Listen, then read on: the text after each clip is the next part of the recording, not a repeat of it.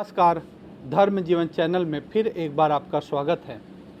जैसा कि हम सभी को पता है, एक दुखद समाचार महाकुंभ से आया कि रात में भगदड़ मच गई, जिससे वहाँ पे श्रद्धालुओं की मौत भी हुई है और लोग घायल भी हुए हैं।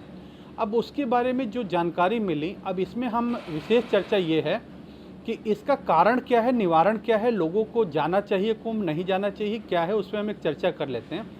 पहली बात यह है कि जो जानकारी मिली कि बहुत ज़्यादा करोड़ों की संख्या में पब्लिक थी, भीड़ बहुत ज़्यादा थी, जिससे लोग जो पैदल चल के आए बहुत दूर से, वो मार्ग दो बना हुआ था। एक तो यात्रा वालों के लिए जो बैरिकेड लग के जाने के लिए बना था, और एक अखाड़ा साधुओं के लिए जो स्थान था खाली था, क्योंकि जब वो सन्यासी आएंगे, उनकी सवारी आएगी तो निकल जाएंगे। तो जो लोग चल के आए थे वो लोग वहाँ पे सो रहे थे। अब उस समय कुछ लोगों ने क्या किया कि बैरिकेड हटा दिया, तोड़ दिया उसको, और जब वो बाहर निकले तब वो बैरिकेड निकले तो लोग भी उसमें घुसने लगे। और एक चैनल पे वीडियो भी चल रहा था कि पुलिस बैरिकेड लगाने की कोशिश कर रही है, लेकिन बहुत ज़्यादा लोगों का इतना ज़्यादा प्रेशर है, धक्का दे रहे हैं कि लोग सब सोचे हम घुस जाए। अब इस तरह से क्या हुआ, जो लोग सोए हुए थे उनके ऊपर लोग चले गए, उनके ऊपर पैर रखा, भगदड़ मची और लोगों की जान माल की हानि हुई। अब बहुत बड़ी बात यह है कि इसमें हमें क्या करना चाहिए। पहली बात यह है, दुर्घटना हुई है, दुखद है और होना नहीं चाहिए था, लेकिन इसमें वहाँ जो सीसीटीवी कैमरा लगा है, क्योंकि कई तरह की बात आ रही, कुछ लोगों ने कुछ कह रहे हैं कि बम बम की अफवाह कही, कुछ कहा। तो पहली चीज़ ये है कि जिसने बैरिकेड तोड़ा है उसका सीसीटीवी में ज़रूर आया होगा। तो जिसने बैरिकेड तोड़ा है, पहले तो वो पता चलना चाहिए कि कौन थे व्यक्ति जिन्होंने बैरिकेड तोड़ के कानून व्यवस्था बिगाड़ी है। दूसरी बड़ी चीज़ मैं कहूँ, आप एक बात समझिए, क्यों वहाँ पे शुभ माना गया है, क्योंकि वहाँ पे अमृत कलश से अमृत की बूंदें गिरी थी। अब आप समझना, अगर अमृत की बूंद आकाश से गिरी तो कोई एक जगह नहीं गिरी, वो व्यापक हो गई। व्यापक होने का मतलब जो पूरा प्रयाग क्षेत्र है वो अमृत बूंद के क्षेत्र में है। पहला चीज़ ये समझ ली। दूसरा, जो संगम का स्थान है जहाँ गंगा यमुना सरस्वती मिलती हैं, जो त्रिवेणी संगम के बहुत छोटा स्थान है जहाँ तीनों आके मिली हैं। अब एक बात बताइए, अगर उतने से जगह में सारी पब्लिक सोचे हम उतने से जगह में ही जाके डुबकी लगाएं, तो जो डुबकी लगाएगा बाहर निकले उसे भी जगह चाहिए और जाने वाले को भी चाहिए, तो लोग तो वहीं भगदड़ में दब जाएंगे।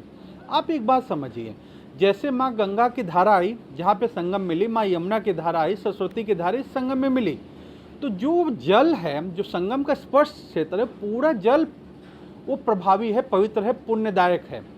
जैसे आप मान लीजिए कि बिजली का तार होता है, आप यहाँ पे करंट स्पर्श करा दें तो लास्ट अंतिम छोरे पे भी तो बिजली बल्ब जल जाता है। वैसे माँ गंगा की धारा जहाँ स्पर्श कर चुकी है संगम में, वो पूरी धारा एक संगम का ही पवित्र स्थान हो चुका है। मैंने तो कई बड़े संतों के भी वक्तव्य देखे कि वो कह रहे हैं हम तो संगम घाट पे गए नहीं नहाने, यहाँ अन्य घाट सरकार ने बनाया, वहाँ पे नहाया। कुछ लोगों का कहना था जो संगम नहीं गए थे, घाट की तरफ नहीं गए थे, स्नान किया था, उन्होंने आराम से स्नान किया, वो कह रहे हैं कि लाउड स्पीकर से बार बार प्रशासन के द्वारा ये घोषणा की जा रही थी कि सभी लोग संगम की तरफ न जाएं, अलग अलग घाट बने वहाँ नहा लें। देखिए, दो चीज़ है, आपको तीर्थ स्नान का महत्व है, तीर्थ भूमि का महत्व है, दो चीज़ समझिए।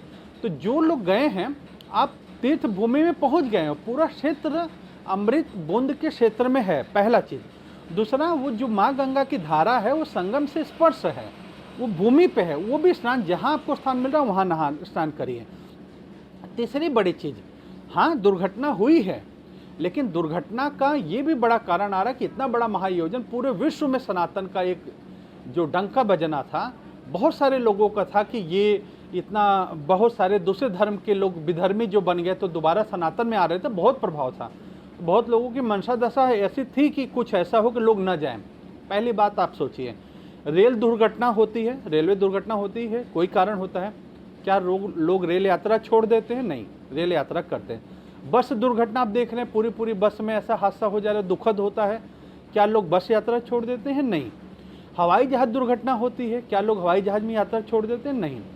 बिल्कुल, आपने अगर कुंभ का प्लान बनाया है, ऐसा कुछ घबराने की जरूरत नहीं है, बिल्कुल डरने की जरूरत नहीं। आप तीर्थ भूमि जाइए, कुंभ क्षेत्र में आप पैर रखेंगे तो आप कुंभ जहाँ पहुँचे वहाँ कुंभ क्षेत्र है। और अगर आप, जरूरी नहीं कि विशेष तिथि पे ही जाएं, आप थोड़ा आगे पीछे भी जा सकते हैं।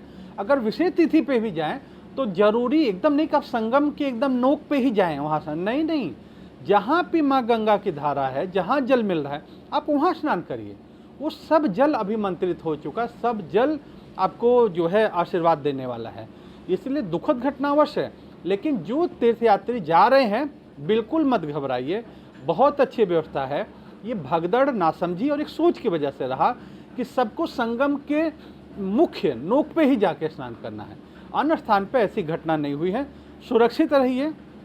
144 साल के बाद के समय है, सनातनी है जो जा रहे हैं, बिल्कुल इस भय से डर से अपनी यात्रा को बिल्कुल स्थगित मत करिए, बहुत मंगल होगा। दुर्घटनाएं रोज हम देख रहे हैं, कभी तीर्थ यात्रा में खाई में बस गिर गई, कभी रोड पे आमने सामने से बसों की टक्कर हो गई, कभी टैंकर फट गया।